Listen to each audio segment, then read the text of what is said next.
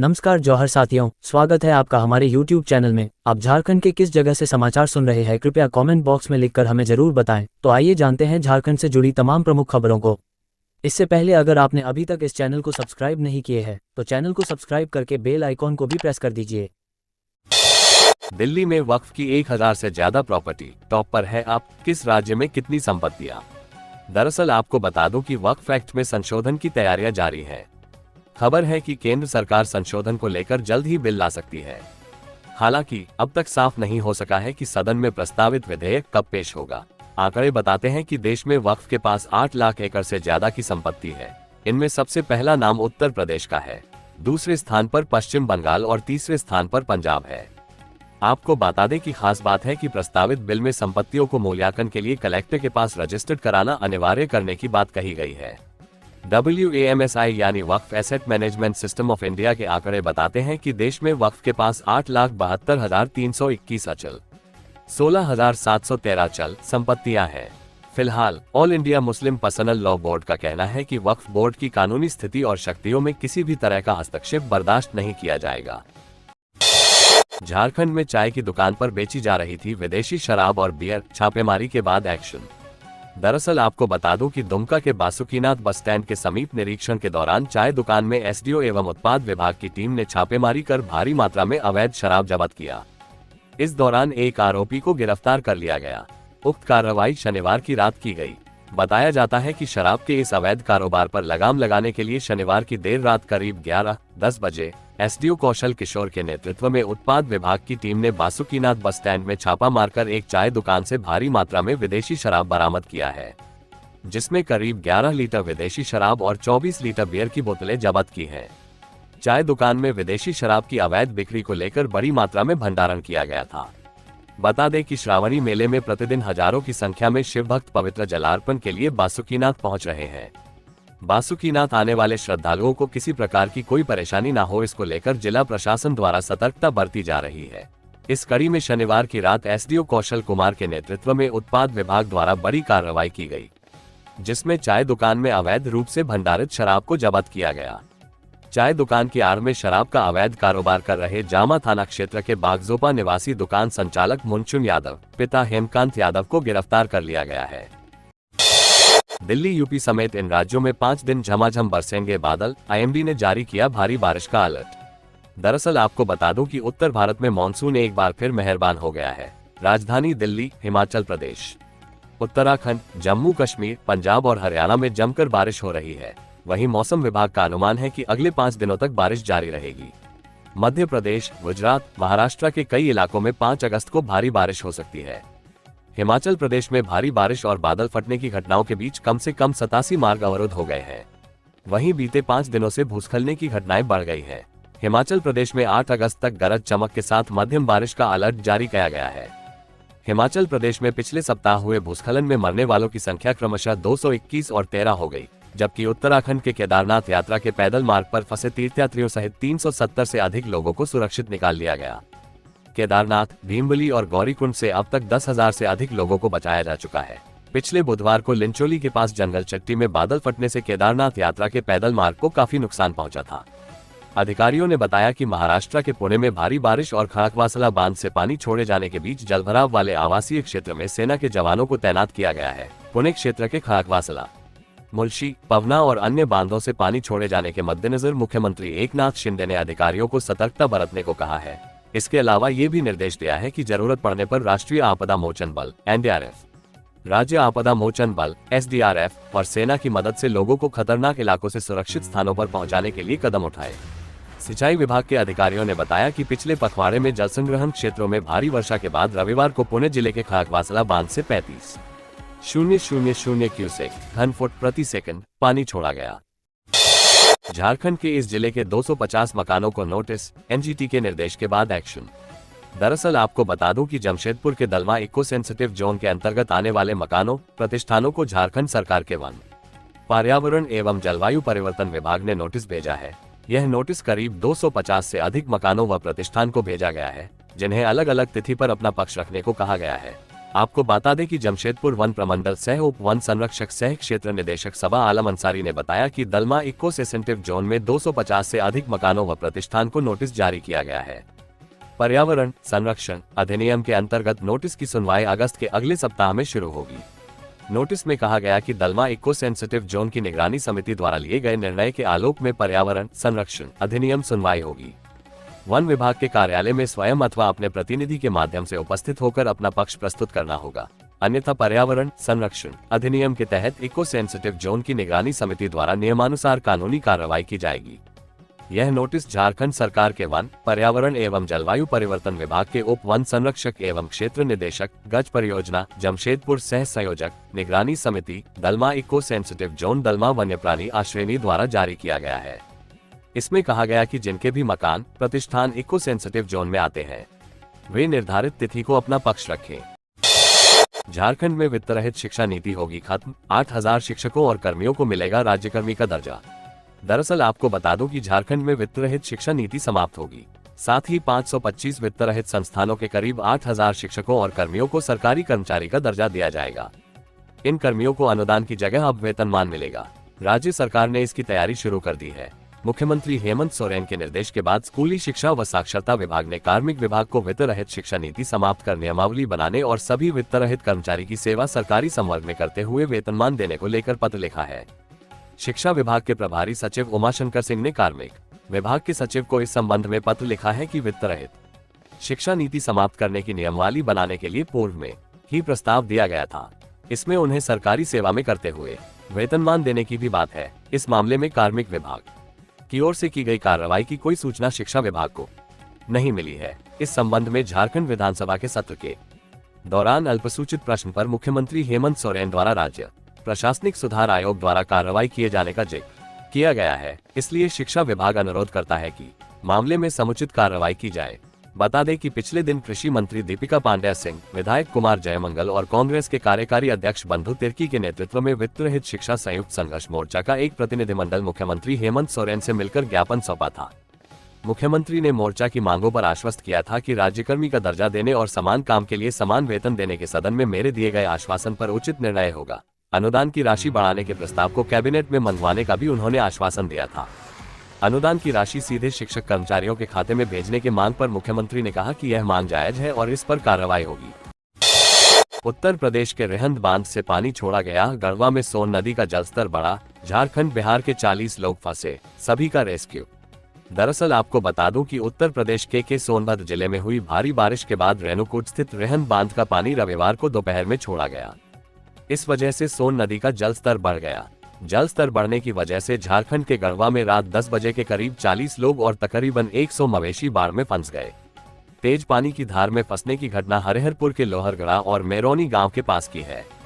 जानकारी के मुताबिक शाम 7 बजे तक स्थिति सामान्य थी, फिर धीरे धीरे जलस्तर बढ़ने लगा और रात 9.30 बजे के बाद घरों में घुटना भर पानी जमा हो गया।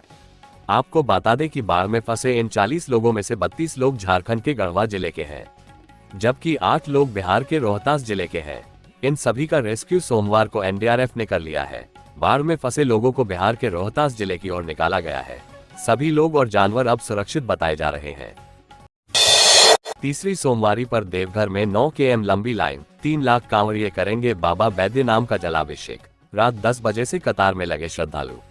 दरअसल आपको बता दूं कि आज सावन की तीसरी सोमवारी पर देवघर के बाबा बैद्यनाथ मंदिर में कांवरियों की भीड़ है। आज 3 लाख से ज्यादा कांवरियों के जलाभिषेक करने का अनुमान है। सुबह 4:03 बजे मंदिर के पट खुलते ही जलार्पण शुरू हो गया। कांवरियों की 9 किलोमीटर लंबी कतार लगी हुई है। रविवार रात से ही कांवरिया कतार में लगे थे।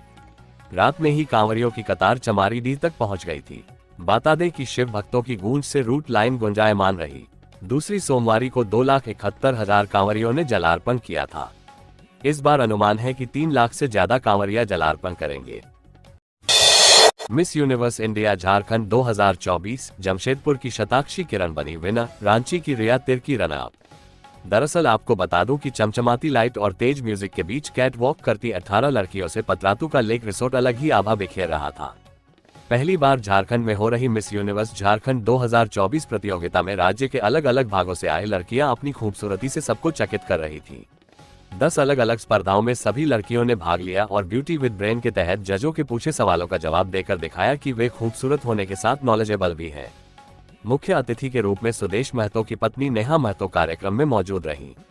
आपको बता दें कि लड़कियों के विभिन्न राउंड को जज करने के लिए दिल्ली से निखिल आनंद आए थे। उनके साथ को जज के रूप में मिस ग्लोब इंटरनेशनल 2022 की विजेता तान्या सिन्हा व क्वीन ऑफ इंटरनेशनल टूरिज्म 2023 की विजेता एंजल मैरिना तिर्की शामिल थी। सभी ने लड़कियों को विभिन्न मापदंडों catwalk, smile, body structure, confidence, हाजिर जवाबी, फ्रेंडली आदि पर मापा। सारे राउंड के बाद जमशेदपुर की शताक्षी किरण को मिस यूनिवर्स झारखंड का खिताब मिला। रिया तिर्की रनअप चुनी गई। इससे पहले भी रिया तिर्की मिस इंडिया झारखंड का खिताब जीत चुकी हैं।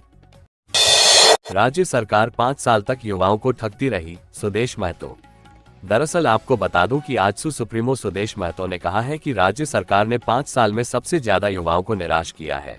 बेरोजगारी भत्ता से लेकर 5 लाख युवाओं को नौकरी देने के नाम पर सिर्फ ठगने का काम किया है।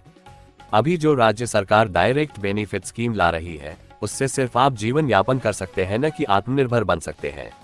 आपको बता दें कि इस पर आप लोगों को सोचना है। आप सभी अपनी योग्यता के आधार पर स्टेट को संभालने के लिए योगदान देने की तैयारी करें, क्योंकि आने वाला 50 दिन हम सबके लिए महत्वपूर्ण है।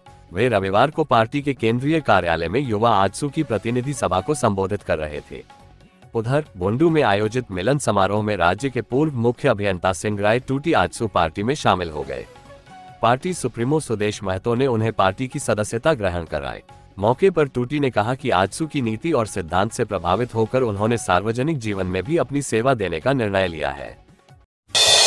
बांग्लादेश से भागकर भारत आ रही हैं शेख हसीना, झारखंड के धनबाद में मिल है रही फ्लाइट की लोकेशन। दरअसल आपको बता दूं कि बांग्लादेश में तख्तापलट होने के बाद शेख हसीना ने प्रधानमंत्री पद से इस्तीफा दे दिया है। सूत्रों के हवाले से सूचना मिल रही है कि शेख हसीना भारत आ रही हैं। वो विमान संख्या AJAX 1431 से भारत आ रही है। सूत्रों का कहना है कि शेख हसीना का विमान झारखंड के धनबाद के रास्ते दिल्ली आ रही है। ट्रैकर के जरिए पता चला है कि शेख हसीना का विमान धनबाद के आसमान में मंडरा रहा है।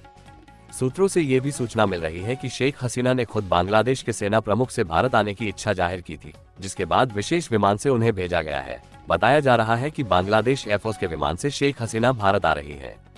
बांग्लादेश में घटनाक्रम के मद्देनजर BSF ने भारत बांग्लादेश सीमा के 4096 किलोमीटर क्षेत्र में सभी यूनिट को हाई अलर्ट किया। BSF के महानिदेशक कार्यवाहक दलजीत सिंह चौधरी, वरिष्ठ अधिकारी भारत बांग्लादेश सीमा सुरक्षा की समीक्षा के लिए कोलकाता पहुंचे। आपको बता दें कि इससे पहले बांग्लादेश में रविवार को फिर हिंसा हुई। छात्र आंदोलन संगठनों के प्रदर्शन के पहले दिन प्रदर्शनकारी सत्तारूढ़ अवामी लीग के समर्थकों से भिड़ गए।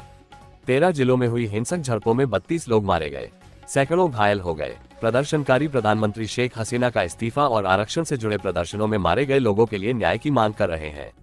PM हसीना ने कहा कि बांग्लादेश में तोड़फोड़ करने वाले लोग छात्र नहीं, आतंकवादी हैं। उन्होंने जनता से ऐसे लोगों से सख्ती से निपटने को कहा।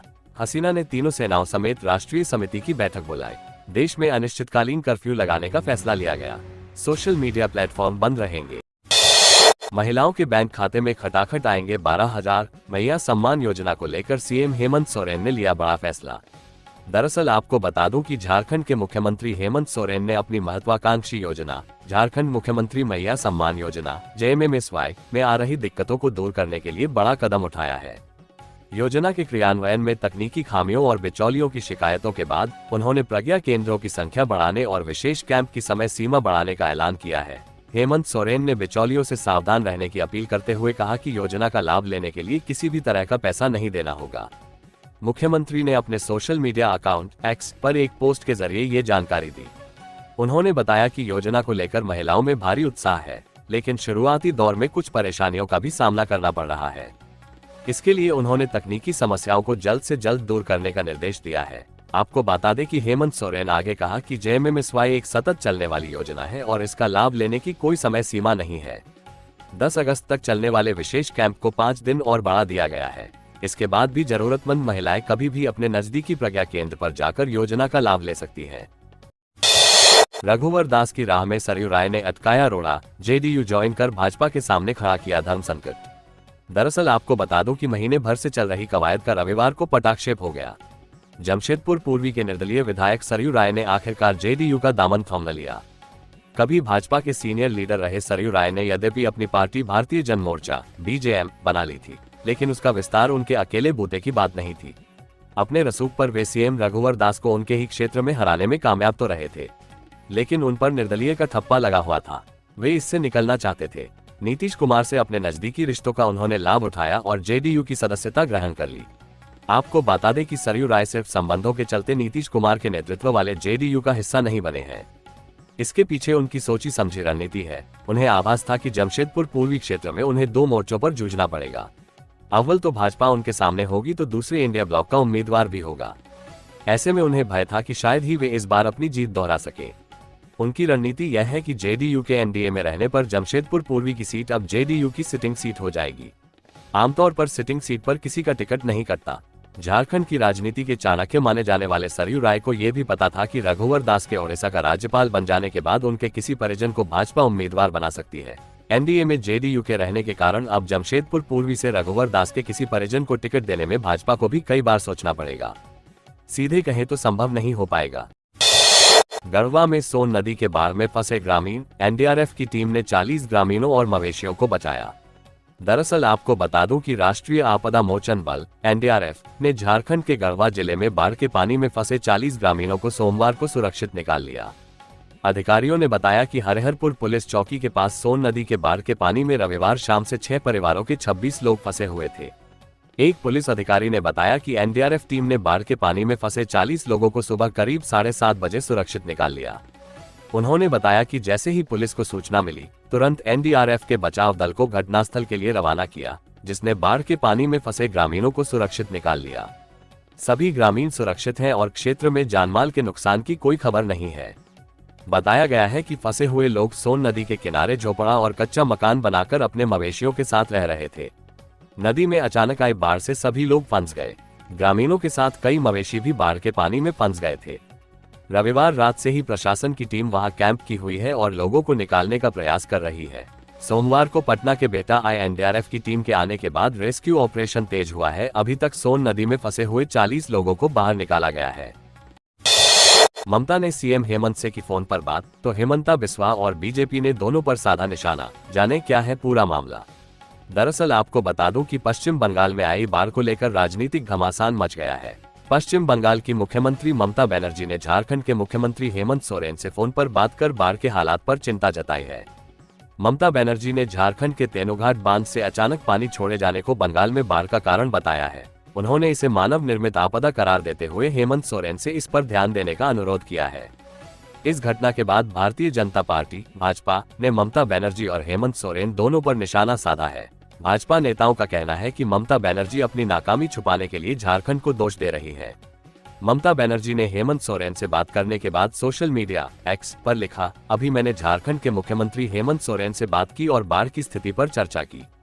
मैंने उनसे तेनुघाट से अचानक और भारी मात्रा में पानी छोड़े जाने के मामले पर चर्चा की, जिससे बंगाल में बाढ़ आ गई है। मैंने उनसे कहा कि झारखंड का पानी बंगाल में बाढ़ ला रहा है और यह मानव निर्मित है। मैंने उनसे अनुरोध किया कि कृपया इसका ध्यान रखें। आपको बता दें कि ममता बनर्जी ने आगे लिखा, इस बीच मैं स्थिति पर नजर रख रही हूं और मैंने दक्षिण बंगाल के साथ साथ उत्तर बंगाल के सभी संबंधित डीएम से बात की है। मैंने डीएम से अगले 3 से 4 दिनों में विशेष रूप से सतर्क रहने और आपदा की स्थिति का उचित ध्यान रखने को कहा है। मैंने उनसे सभी एहतियाती कदम उठाने को कहा है ताकि कहीं भी कोई अप्रिय घटना न हो। जमीन माफिया कमलेश की रिमांड अवधि 5 दिन बढ़ी, जांच एजेंसी उगलवाएगी कई और राज। दरअसल आपको बता दूं कि जमीन माफिया कमलेश कुमार की रिमांड अवधि 5 दिन और बढ़ा दी गई है। ईडी ने कमलेश को बुधवार को 5 दिनों की रिमांड पर लिया था। रविवार को रिमांड अवधि खत्म होने के बाद ईडी ने पीएमएलए कोर्ट से फिर उसकी रिमांड अवधि बढ़ाने का आग्रह किया था, जिसके बाद उसकी रिमांड अवधि और 5 दिन बढ़ा दी गई। ईडी ने पीएमएलए कोर्ट को बताया कि कमलेश से अभी पूरी पूछताछ नहीं हो सकी है। कांके अंचल स्थित कई जमीनों के दस्तावेजों में हुए फर्जीवाड़ा मामले में गवाहों व संदिग्धों को समन किया गया है, जिनसे पूछताछ होनी है, इसलिए कमलेश की रिमांड बढ़ाई जाए। ईडी के तर्क पर विचार के बाद कोर्ट ने और 5 दिनों तक पूछताछ की अनुमति दी। ईडी ने 21 जून को कमलेश के काके रोड स्थित फ्लैट व कोकर स्थित आवास में छापेमारी की थी, जहां से ईडी ने 1 करोड़ रुपए नकद, 100 कारतूस और कई जमीन के दस्तावेज को जब्त किया था। आपको बता दें कि छापेमारी के दिन से ही कमलेश फरार चल रहा था। उसे ईडी ने 6 समन किया था। 6वें समन पर जब वह ईडी कार्यालय पहुंचा तो उसे पूछताछ के बाद 26 जुलाई की रात 8 बजे गिरफ्तार किया गया था।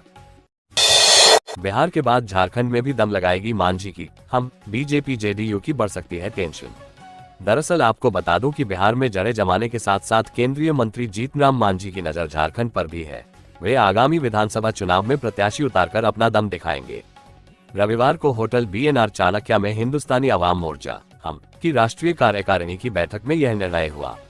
बैठक में बिहार, झारखंड समेत केरल, दमन दीव, तमिलनाडु, पंजाब, दिल्ली, उत्तर प्रदेश, उत्तराखंड, तेलंगाना, असम सहित कई प्रदेशों के अध्यक्ष एवं प्रतिनिधियों का जुटान हुआ।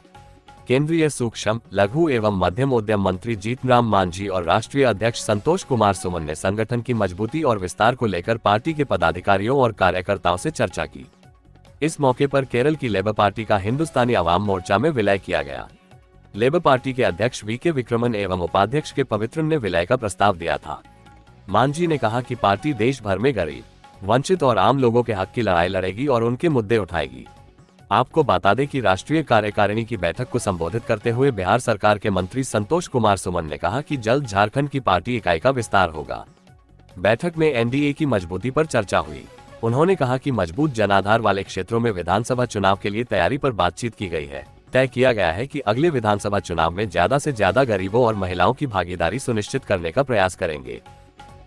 खबरों से जुड़े रहने के लिए चैनल को सब्सक्राइब, वीडियो को लाइक एवं एक दूसरे से शेयर जरूर करें। धन्यवाद।